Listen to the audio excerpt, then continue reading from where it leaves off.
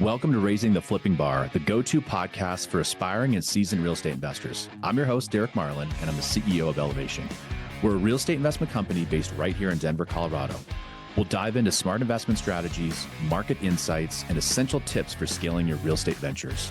Whether you're making your first investment or your 100th investment, this podcast is your blueprint for success in the ever-evolving world of real estate investing. Get ready to elevate your real estate game and begin your journey with me. Welcome back to another episode of Raising the Flipping Bar. I'm your host, Derek Marlin, and I'm really excited to have a rock star investor, real estate agent, and actually member of the Elevation team. So Stacy, welcome to today's show. Thanks for having me. I'm excited to be here. Absolutely. Okay, so we're going to jump in, but one of the things that I always do with guests is I always try to make it a little different. So give us either some fun fact, something interesting, something crazy or whatever about you that we would probably go, I would never have guessed that. And it could be anything. I know I had to think about this one. Well, I think something that's kind of fun is that people might not know about me is I used to live in Steamboat Springs. And when I lived there, I worked at the dump. Oh, okay. Which was actually my dream job. They have, I don't know if they still have it there, but they had like a salvage yard. Yeah. So it was like running a rummage sale every day was my job. Really? Yeah. So it was just not like a traditional dump where people would come just dump trash. Like, how did you have to have any interaction other than come on in? So it was like just before the dump. So we would stop people and say, like, if you have items that are reusable, you can donate them to the salvage yard instead of paying to have to dump them. So that's kind of how it was like a nonprofit part of the dump. Yeah. And how long were you there? We're in Steamboat. I lived in Steamboat 2 years. Okay. In the early 2000s. So. Oh, I'm so jealous. That's like one of my most favorite mountain towns. Yeah, it was. My husband and I are often like, why did we leave there? Fair. No, that's true. I love it. Okay. So now we've got somebody that ran a dump and a salvage yard. We've got people that were in like special intelligence. We've got professional gamblers. So like we have a big cross section of like people doing different stuff. And actually, that's a perfect segue. I would love for you to kind of share with our audience a little bit more about, you've got great volunteer work and you've got kind of nonprofit work. And that totally has, I think, dovetailed well into real estate. Kind of give us a little bit more of the background. Yeah. So before kind of jumping into real estate full time, I worked for Habitat for Humanity for many years. And I did, like any nonprofit work, you work a million different jobs, wear different hats all the time. So I worked a lot of different positions there, but I did end up working in their real estate development department. And so that really kind of tuned me into just a lot of, obviously, the importance of home ownership for everyone. And then also it's where I got my kind of understanding of ADUs, accessory dwelling units, and just the real estate development process in general. So I really worked on the front end, helping them acquire property, land. And then in Metro Denver, they do condo, they rehab condos as well, just for resale for affordable home ownership. So, wow. I didn't even know that Habitat did that part. That's really cool. And like roughly what years were you there? I started at Habitat in 2011. Okay. And I was there for 10 years. Yeah. Oh, wow. That's awesome. Yeah. Okay, nice. Perfect. Well, and tell me a little bit about, so you've obviously got rentals going on. You're obviously a broker with our team, which is really exciting. Maybe so we talked about the Habitat side. Once you left Habitat, summarize kind of your real estate career in a couple different milestones. Yeah, I think I have a pretty generic story of I read Rich Dad, Poor Dad. Yeah. In about 2016, 2017. Okay. And I was doing the real estate stuff. And then I read that book and really was like, okay, I'm ready. I want to invest in real estate. Yeah. I had owned my primary home. And that was it. Yeah. And then I also made my husband read it because he's not into real estate at all. But I was like, you need to understand this. And once he read that, he was like, okay, you lead it, but I'm on board. Yeah. That's a great partnership. That's awesome. So that was important. So we started investing out of state. I grew up in Milwaukee and that kind of attractive lower price point. We had boots on the ground there, knew the areas. Cool. So we did in 2017 buy a couple of just long-term rentals in Milwaukee. Okay. And then I just started learning more and educating myself more and decided to get my real estate license. And that's where I found that I really enjoyed like helping other people like, hey, look, we're you're average, middle class, whatever. Then we're starting to do this. And it's like pretty powerful and it's pretty accelerating our kind of wealth growth as well as kind of giving us this alternative retirement plan is kind of how I looked at it. So We then kind of pivoted and ended up selling those out-of-state rentals. Okay. Just kind of, I like to have more control, kind of Yeah. so we decided to invest in Colorado. We bought a mountain property in 2020 Okay. to short-term rent. Nice. We bought it January 31st, 2020. 2020. Yeah. Great timing. So worst case scenario, right away, we weren't even, short-term rentals were illegal for that time frame, but it all ended up working out. We actually just rented it like midterm until they were allowed again and got it up and running. Okay. And then actually something that really propelled us was we ended up moving from our primary home. We had been there almost 10 years and turned that into a rental. Nice. So we had obviously very low basis into that, and then bought a new primary, turned that into a rental.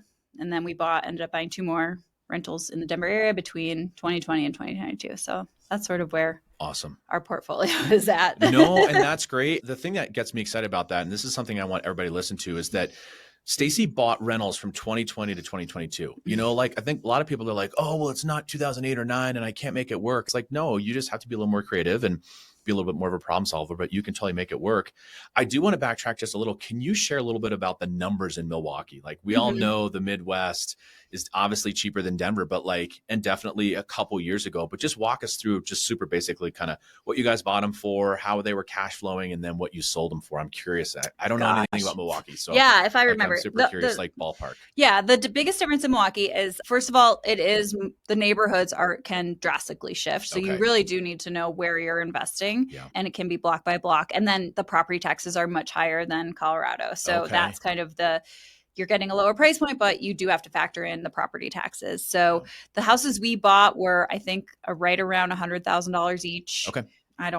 I wish I could tell you what they were renting for. Yeah. We were probably cash flowing, I think, about $500 a month per property. Yeah. And we had family doing property management. We did have some resources and they were great. And then we did have some stuff during COVID, like one of the tenants just couldn't pay anymore. So then we just ended up, she left and we were like, let's just try and sell it. So we did that and kind of reinvested in Colorado. Okay. Yeah. Perfect. Yeah. I was doing some stuff in Cincinnati, and just interesting to kind of compare and contrast stuff in the Midwest. But you're right. Property taxes are super important and definitely making good money. But I think it's funny that a lot of the gurus out there, they only focus on cash flow, which is very important. Don't get me wrong. But even then, if you're making $500 a month, you still have to have 10 to 20 properties to kind of replace good corporate income. Like that's still hard for people. So we'll talk more about some of these other factors of and we didn't hold them for very long. Yeah. But again, also not a highly appreciating market, right? I think we broke even. I don't think we, like on the sale, we had the cash flow, but we didn't make much on the sale because we didn't really hold them for very long. So okay. That makes good sense. Well, something I want to get into that I'm excited to have you on, and one of the reasons why we're so excited to have you on the team is you've got a diverse background of different types of investing. So maybe kind of you essentially prepped it. You talked about house hack. You did it yourselves. Like tell us, maybe give us a definition of what is house hacking for those that out there don't really know about it. Yeah. So house hacking is really basically using the house that you live in, renting out any portion of it in a way to help you pay off your mortgage or make your mortgage payment monthly. So like the most extreme, they buy a house, they live in one room, they rent out all the other rooms like in college. Yes. Right. So that's like room by room rentals. And people that are willing to live that way, they will cash flow even in this market. Yeah. And they will be living for free at the very least most of the time. Okay. Majority of my clients want some privacy. So we look for properties where they could rent out the basement, or they have a separate, an ADU, separate dwelling unit that they can rent out. So that I would say is majority of people do want to have like their own living space, little privacy, their own kitchen. Okay. So and you can do that then. The strategies, right? You can do medium term, short term, long term, obviously, depending on what jurisdiction you're in and what the rules are. Yeah. So it's very flexible. Are there parts of town where you're seeing those types of opportunities that seem better versus areas where it just the numbers don't pencil and doesn't make sense for those people go, oh, that's interesting. Where should they kind of focus in on? I think that a lot of people like Arvada because you can do the short term rentals there, and that it obviously typically will generate more income for you, but it is more management intensive for sure. Yep. So I think a little bit outside of the city, there's a little less regulation, but in general, I mean, most, Denver has a lot of those kind of type of properties where the back door goes right down to the basement. And so that layout makes great for a house hacking property because you can usually kind of just section it off. So when you have people renting the basement or whatever, you don't see them. They go right, right through the back door. Yeah, no, that's really smart. And that's something that actually, when we do our flips, as you know, for those of you guys listening, we'll look for those. Not that there's a huge premium, but there's definitely a premium because we can wall off that side if we really want to. And you can truly make it like a duplex, which is awesome, where you can put in a door and close up that door to the kitchen so that you have that direct access downstairs. Exactly. And that's an important point. It's like you still leave a door there because not everybody might want that. So it's still, functions as a single family home, but if you want to rent out that space, then it's super simple. Cool. And another strategy you talked about is the ADU, or alternative dwelling unit. Can you kind of explain to our audience what an ADU is? We've got some big news that just came out and you're, an expert on that. So just maybe ground level 101, what is an ADU and now how are we starting to invest in Denver? Yeah. So ADU stands for accessory dwelling unit, carriage house, granny cottage. There's a bunch of names for it. And you'll see them. They are throughout the city, certainly more of them in kind of more urban areas of Denver, less. They're starting to become more popular in other areas. But the Denver City Council this week just passed that now ADUs are allowed in every residential zone district. Oh, cool. So before, they had been leaning that way, but you still, if you didn't have the correct zoning, you had to go through the rezoning process, which was, I think, about $1,000, and then just time consuming, just added more to your timeline if you wanted to get one of these built. So now they're saying we're erasing that process. So that will help save you a little bit of money and time, really, which was the most important thing. Yeah. You can do an ADU attached to your house. Some people do it as kind of an addition. Oh, yeah. So there is, that option for it. I would say the most common is people want it, just like a little flat in their backyard. Some people do it over a 2-car garage. Yeah. And then the other big point that Denver, actually Colorado did also pass a bill that I think goes into effect summer of 2025, removing the other thing. And this is specifically in the city of Denver. There are different rules for the outside, suburban cities. Sure. But in the city of Denver, one of the constraints for ADUs was you had to live on site. So you couldn't own and rent out the house and the ADU. That was kind of not allowed in Denver, and they have removed that now. So it makes it more of a real potential investing strategy, in my opinion, now that you could buy a property, build an ADU, rent them, and then move on to the next. Before you couldn't do that legally. Yeah. No, that's perfect. So I think that's good. I think it is still really expensive to build ADUs, which I think we'll see the prices coming down, hopefully over the years to come as they become more popular and more people are interested in getting them built. Yeah. But do you have and it probably obviously varies drastically based on, to your point, are you doing just a small flat? Are you building a garage and then doing the ADU on top? When you talk about it being expensive, let's maybe go to the classic garage with the unit on top. How much are we talking ballpark? Because I think some people could say, oh, it's $50,000 or it's $300,000, for that thing. You got any ballpark numbers for us?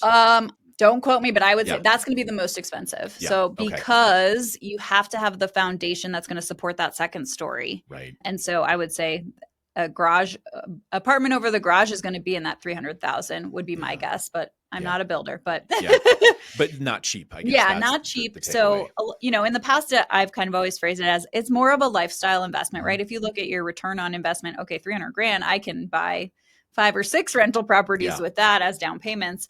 But the flexibility it gives you, right? You have this extra space for you can Airbnb, you can have grandma stay there, you can have a live-in nanny. Like there are just, depending on your phase of life, it does give you really good options. Well, and so it's funny because we just had an investor meet up here early in the week and you and I were talking to an appraiser. I'd love to get your take on, I guess maybe it's the lag of people that do have an ADU or they build it, then we go to appraise it, or in our world, trying to project ARV.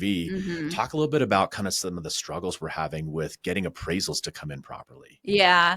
And if you're in the building side, if you're going to build a brand new ADU, you definitely would want to talk to an appraiser like in the construction phase and have them kind of look through it, give a value to make sure that, it's going to be worth it. True. On the sales side, it is just harder. You have to go further out because there just aren't as many of these properties. So finding sold comps becomes difficult. Kind of educating appraisers on, hey, this isn't just a garage. This is actually like a living unit. So it's still an uphill battle, but I think more and more people are becoming familiar. Obviously, the term is getting out there, and it's, it will get there. Yeah. No, I think that's perfect. Well, and I think ADU is a great way to look at, you're right, from a kind of a lifestyle perspective. But if we kind of shift gears a little bit and talk about, let's call it quote unquote, traditional rental properties, maybe walk our audience through the last couple deals that you did and what drew you to those deals. And then we'll start to get into all the different, benefits of rentals. Because again, I think people are like, I want to buy it for this. I want to cash flow it. Yes, that's great. That's important. But there's a lot of other factors. Just walk through your couple deals and what drew you to those. You mean my properties? Yeah. Your rentals. I mean, well, I benefit from the lower interest rate time frame. Similar. I mean, the last property I bought was tenant occupied already. It was just I took it over, and the fundamentals just made sense. I put 25% down. Okay. It was cash flowing. I will say that it is a lot tougher now since interest rates have gone up. I did just help a client buy a long-term rental in Denver. Nice. It is harder. Yeah. So I think you have to have that like longer time frame look. You're going to be putting 25% down at a minimum for it to make any financial sense for the most part, unless you're kind of doing more of like a BRRRR strategy or a flip where, you're going to put a lot of work into it to get it where it needs to be rentable. Yeah. I would say 25% down. And then looking at it long term, Denver's still a really desirable place to live. Home ownership is still the American dream, right? Yeah. So these are still going to be appreciating properties over the long term, but it is going to be more capital intensive upfront to really, if you want to be, it's going to be pretty slim, like break even to, minus or positive $1,000 a month, I would say. Okay. Well, and that's kind of the perfect segue too. So like talk a little bit about some of the other benefits of owning a rental versus just appreciation, because that's some of the things that I don't think people take into consideration, especially when they're doing long-term. Dealing with hard money lenders is the biggest headache real estate investors have. I thought that's just how hard money had to be until I met Backflip. Backflip is changing the lending game by actually making loans stress-free. And I know this firsthand because I personally use them for my own deals. Let me tell you, their free app makes real estate investing effortless. With just a few taps, I can apply for loans tailored exactly to my needs, whether it's low interest rates, high leverage, or even deferred payments. The best part, I can secure financing in less than 2 weeks, making it easier to scale my business and close more profitable deals. But it doesn't stop there. Backflip instantly provides all the data I need to estimate profits, including a curated list of high-quality comps, saving me hours of work. Unlike other lenders who disappear after funding, Backflip is a true partner for elevation. Their team is always just a call away and ready to answer any questions and offer support. With Backflip, you get the data and the cash you need to jump on good investments quickly and with confidence. Click the link in the show notes to download the free app. Now let's get back to the show. Yeah, I mean, there's lots of tax advantages, right? So there's depreciation, which, this is not tax advice. Right. It's just the things you learn, so that's not like physical cash that you can see or feel, but when you can deduct it on your tax return to help you pay less in taxes. Yep. And then your tenants are paying down your mortgage. So with rentals, you can still get a 30-year fixed mortgage. Right. And even if you're having to shell out, let's say it's $100 or $200 a month to own this rental, the majority of that loan is being paid down by your tenants. Right. And so again, if you have a long-term horizon, which a lot of my clients are looking at these as an alternative retirement vehicle, or a lot of people are looking at it, I'm going to buy this house, rent it out, and use it to pay for my kids to go to college in 20 years. Yeah, smart. Where they can have the option to refinance it or sell it at that point too. Those are it's just another investment vehicle, basically. Yeah. And what I love about that, and I wish I would have known about that when my kids were young. Right now, we've got a freshman in college and we've got a junior and a sophomore. And actually, had we bought rental properties for them 18 years ago versus we immediately said, okay, let's fund a 529 account. Let's be responsible. Let's put away money for college. Luckily, we've done well in the market, but we would have done significantly better had we bought each one of them just one single family house 15, 18 years ago. Yeah, I think it's a great strategy, and then you'll look at it where, to your point, maybe your break even or small loss, not 10 years from now, not 20 years from now. And you're going to have to front load that cash, right? You're going to need the money for a down payment versus maybe you're putting a few $100s away each month for a 529. But the luck of time, let's put it that way. Yeah. You just sit on it. Yeah. And appreciation is so key. I think we were talking off camera before this, but I was shocked. There's an article that came out on realtor.com and it had the top 10 markets of what is going to appreciate the most in the next 10 years or double. I forget what it was, but both Denver and Colorado Springs will be over $1 million median home price. In 10 years? In 10 years. Yikes. Now, again, maybe realtors off, which is great for our business. Yeah. But even if you think about it, that I think they had Colorado Springs in a median of like 475 and Denver were just under 600 now. Yeah, they had both of them over $1 million. Wow. So to your point, like even if you held it only for 10 years, let alone paying it off in 20 or 30, people are going to be significantly ahead of the game if they've got that little longer time horizon. Yeah. Well, that to me says the time to buy is now. Yeah. No, you're right. What do they say? The best time to buy real estate is today or yesterday or whatever else. Today is the day. Yeah. That will be a fascinating time to see if that's truly the case. Yeah, it's going to be really interesting. Maybe talk a little bit about who is your ideal client. Like we've, itemized 3 or 4 different buckets. Like who do you like to work with? Who can you help? Because I want people at home, listening to be like, oh, wait a minute, Stacy can actually help me do this. So kind of who's your ideal avatar of folks you can work with? Yeah. So I don't think we touched on this, but another aspect of investing or lifestyle that I am aligned with is like the financial independence movement. Oh, yeah. I don't know if you're familiar with that. that. Tell me more about that. They go by FIRE, like financial independence, retire early is kind of the acronym. Cool. So anyway, it's mostly, about living below your means and accumulating a good nest egg and investment vehicles. A lot of the financial independent people are in the stock market, and I have taken the real estate approach. But so that's kind of like the people I align with really well. And I really come from like a educational standpoint, right? I just say, here's how I did it, right? Like I bought a house, and then I've kind of used that house to buy a bunch of other houses. Yeah. And now I'm seeing the benefits of that 10 years later. So I think I like working with people like that. I love working with first-time buyers, especially people who maybe think they can't get into the market. Yeah. Like, let's figure out can we house hack? There is a little sacrifice there, right? In having to rent out some of your space. But to me, and I have a very biased opinion, but it's better to get in the market sooner than wait for that, perfect timing, perfect interest rate. Obviously, you always have to be able to afford the property, but also investors at kind of any stage of their investing career, that I do like to focus on investors. I think I do align well with them and can get along. Yeah. There you go. No, I think that's perfect. No, I love that. Well, and that's one of the things that we're excited to have you on the team is to be, really helping out clients in these different buckets and in these different avatars. So, and I'm really glad that you brought up the FIRE analogy, because I think that's the tough thing is so many people, especially in real estate, like you're cashing big checks, like on average with the amount of time you work versus how much you'd have to work in a corporate job, people can make a lot of money. But if you just spend a bunch of money, you're just doubly screwed. So it's like, why don't we sock that aside? Yeah. No, I think that's really interesting. We've definitely talked a lot about the business side, which is awesome. I would love to kind of hear, because you're a mom, you've got a great family, you've got a great investment career. Talk about what like work-life balance really means to you, because a lot of people are in our same sphere. If you're working a bunch, you're trying to raise a family, trying to do stuff. Tell me about your personal work-life balance and how you try to measure that. Yeah, I mean, balance is a hard word. I would say prioritizing is more of how I do it.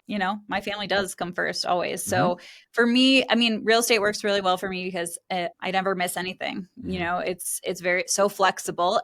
I do work a lot. I won't say that, is not true. Yeah. But if I want to go have, lunch at my kid's school or whatever in the middle of the day, I can do that. And I don't have to ask anybody's permission. Yeah, that's the best. That's the best. So for me, real estate has been a great career in that, because I am able to just, I'm able to pick my kids up from school at 3:00. And if I need to go back to work at 5:00, then I do, it's not an issue. That's just sort of, I don't know if it's for everybody, but once I had kids, that's sort of just how my mindset shifted. It's like, okay, yes, it's important to have a job and it's important, I need to make money somehow, but it's not as important as being there for my family. Yeah. So no, I love that.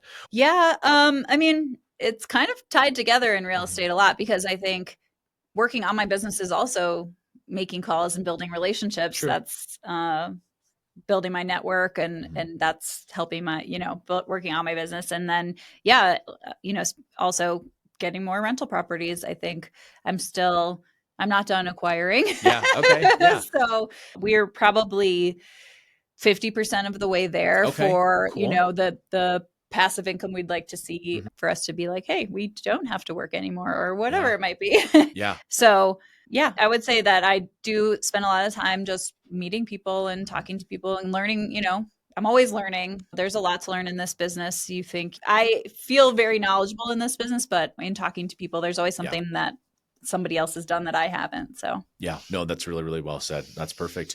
Do you have another book or a podcast or something else that you like to listen to or read or consume that maybe people would want to check out? Because I'm always curious to see what people are kind of, to your point, educating, filling their brains with. What's something that's just kind of caught your eye or something that you like to listen to or read or whatever? Well, I really like the On the Market, the Bigger Pockets on the Market podcast. I enjoy that one a lot. Good. And there is a Choose FI, it's called, podcast that's kind of about the financial independent movement and just talks to different people that are doing different things in that arena. So that one's usually pretty good as well. Yeah. And then trying to think, I've kind of taken a break from personal development books at the moment. Fair enough. Fair enough. I'll go on a binge and then I'll go back to fiction.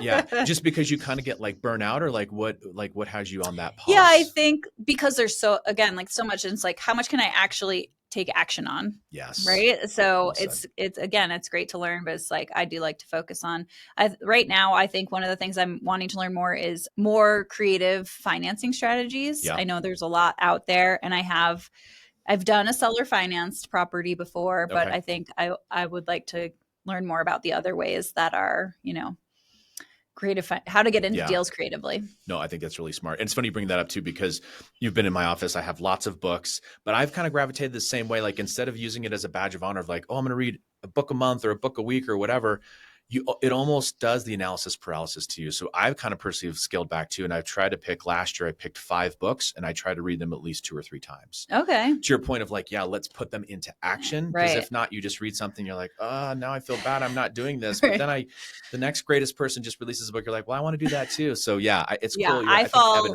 victim to shiny object all the time. So I do have to limit myself. Yeah. And I like your idea. Put in fiction once in a while. I'm horrible at that, but that is like a good thing to do. So, cool. Well, Stacy, it's been so fun to have you on the podcast. One of the things we always kind of end with is there something that we didn't touch upon or something that you feel like we need to leave the audience with, or did we just cover everything and we're going to go? I think we did a pretty good job of hitting everything. No, that's perfect. So then how can people get a hold of you? Obviously you're on the Elevation team, but you've got all your own contact info. Like, how do you like people to get in touch with you? Yeah, honestly, email or texting works for me. Okay. So you can, my email is Stacy, which is STACY at elevationinvest.com. I am on Instagram as well. My Instagram is hi let's buy. I like it. So you can find me there. Feel free to DM me there, and we'll put all my contact info in the show notes. Yeah, awesome. Well, Stacy, thank you so much for joining us. We really appreciate everybody tuning into today's episode. Thanks for joining us, and we'll catch you guys on the flip side. Thanks for tuning in to this week's episode of Raising the Flipping Bar. If you found value in our insights and stories, let's keep the conversation going. Connect with me on social media and be sure to share this episode with friends or colleagues who might benefit. Your feedback and reviews help us grow and reach more listeners like you. So please, if you enjoyed this episode, leave us a review. Thanks again to the Elevation Academy for sponsoring today's show. If you're interested in learning more, click the link in the show notes below. And remember, every property tells a story, every deal brings a lesson. Keep reaching for those goals, and we'll catch you on the flip side. Hey, everybody. Thank you so much for listening and watching Raising the Flipping Bar. Just a basic overall disclaimer is that A, this is not legal advice. B, this is not tax advice. C, this is not financial advice. I hope you get the gist, but I'm obviously not a lawyer, not a CPA. Hell, I'm not even a real estate agent, actually. But in general, we hope you get a ton of value out of this, but there is a bit of a disclaimer. Please consult a professional if you have any questions whatsoever. Thanks.